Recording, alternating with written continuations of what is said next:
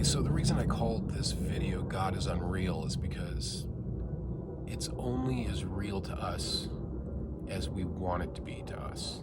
So, I mean, you need everything. You need atheists, agnostics, Buddhists, Taoists, Christians, Muslims, the whole thing. Everything is a path. Like, imagine walking up a mountain. Some of the trails might be shorter, some might be longer. Some might be more rugged. Some might be just easy. And then it also depends on the person. Because karmically, we're drawn in whatever direction we're drawn into. But at the heart of the situation is the fact that God has no religion. God wants effort. God wants practice and consistency, ritual, self-sacrifice, those types of things. So at the heart of it, you have an omnipotent being beyond what any of us can really justify with thought. And then you have a lot of different avenues to get there. And, over time, everything becomes diluted or manipulated or tweaked in just the right way for somebody to take advantage of that system. But if you look really hard at all of the religions, they all kind of point in the same direction, whether it's commandments, precepts, virtues, whatever. And they're all pretty similar. And so if you look at the things that are similar in religions and practices and philosophies even, you start seeing things magnify a little bit better. And I'm a huge proponent of mindfulness and meditation, but prayer works just as well. And anything that brings you a higher degree of self-awareness will catapult you closer to source. I've heard it said many times that God is looking for you just as hard as you're looking for it or him or her or whatever you want to call it. Under that, we get to choose our own suffering. Sometimes you don't, but oftentimes you do. And that suffering is usually brought forth by particular mindset, thoughts, ideas, perceptions, and it's really up to the user. And so with mindfulness training and meditation, you kind of get a little bit clearer picture of who you are and your place in the world.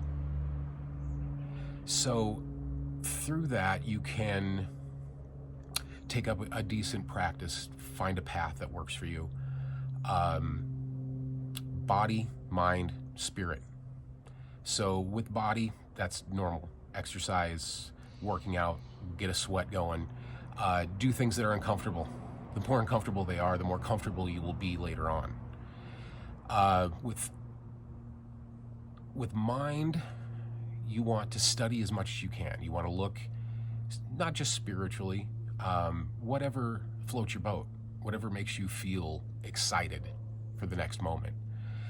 Myself, I like philosophy, and I like Eastern philosophies as well as Western, Eastern religions. And you study those, and then you come up with your own conclusions, and you meditate on it. You don't just say, well, that's the way it is, and that's it. You meditate on it, get an idea for it, and then move forward. And don't get stuck in anything, because rigidity is one of the worst things that you can have happen. I mean, you've seen hardcore religious people say this is the only way, and if you don't do it, you're going to hell, or you're doomed for eternity or whatever. And that's not the case. God's not judging you, you're judging you. You get to judge you every fucking day. So, excuse my French. But that's the conclusion of it all, is that we judge ourselves with guilt and shame, and then you live in that for maybe your whole life. Maybe you never get a spark of understanding. And that's not necessary. You can love yourself. You can become more than what you've ever thought you could be, just by being mindful of yourself and being aware of the things that you do that no longer really serve your best interests. And then, the final part is spirit. And spirit is your meditation, your prayer, your rituals, your self-sacrifice, those types of things. God is an amazing concept in and of itself, because you get to be silent and listen for that God. Now, God doesn't have a voice. God has something a little bit bigger than that. And it's kind of like an emotion, kind of like a feeling, kind of like telepathy. It's a bizarre encounter. But if you quiet your mind and you do that regularly, it's not going to happen just tomorrow. It's a practice like everything. You want to become a great artist, you draw every day. You sculpt every day. You want to become a great musician, you play your instrument every day. Ask great fucking guitarists that have succeeded in that, and they'll tell you it's a 16-hour-a-day chore. If you want to get really great, that's what you have to do. So in and of that, the more you practice, the better you get.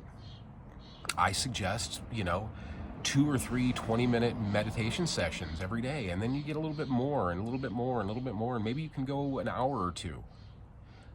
Maybe you can do an hour twice a day, whatever. But start out slow. You really want a centered, singular practice. So you're either working with breath. I've heard people use candle gazing, mantras, whatever excites you the most about it. Any particular path will work as long as it's singular and you're not just jumping all over the place, because that's mind junk, and then you start getting back into duality, and then it's a lost cause. So a singular meditation practice will bring you closer to source every time you do it. So constantly.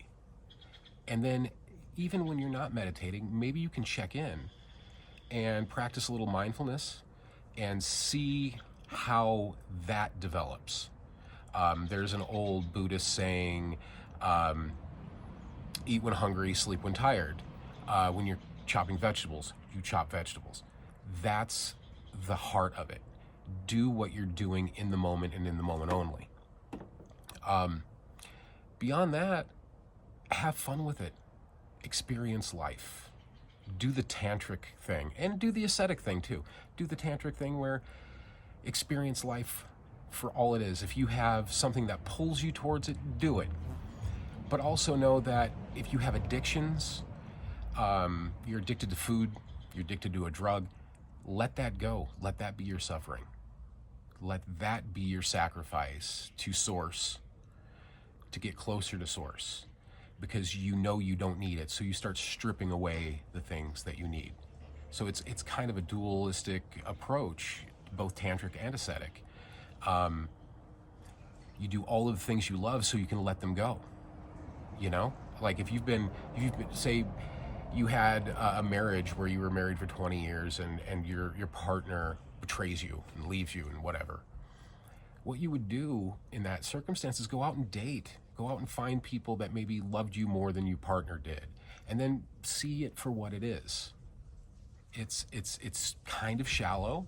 Not that love's shallow, but looking for love on the outside is shallow. The love happens inside only. Everything is mental. Everything is internal. So if you're looking for anything outside of yourself, you're not going to find it. You got to look inside. You have to love yourself before you can love anyone else. And I'll stick by that. Like if you don't feel the butterflies when you see yourself or when you experience yourself, there's a problem. And you need to work on that, and you need to maybe do some affirmations or do things that make you feel better about yourself, working out, taking up a new sport, a hobby, doing things that you've never done before, getting out of your comfort zone and experiencing life as fully and richly as you possibly can, and then letting those things go. And that's really all it's about. So have yourself a good day. See you next time.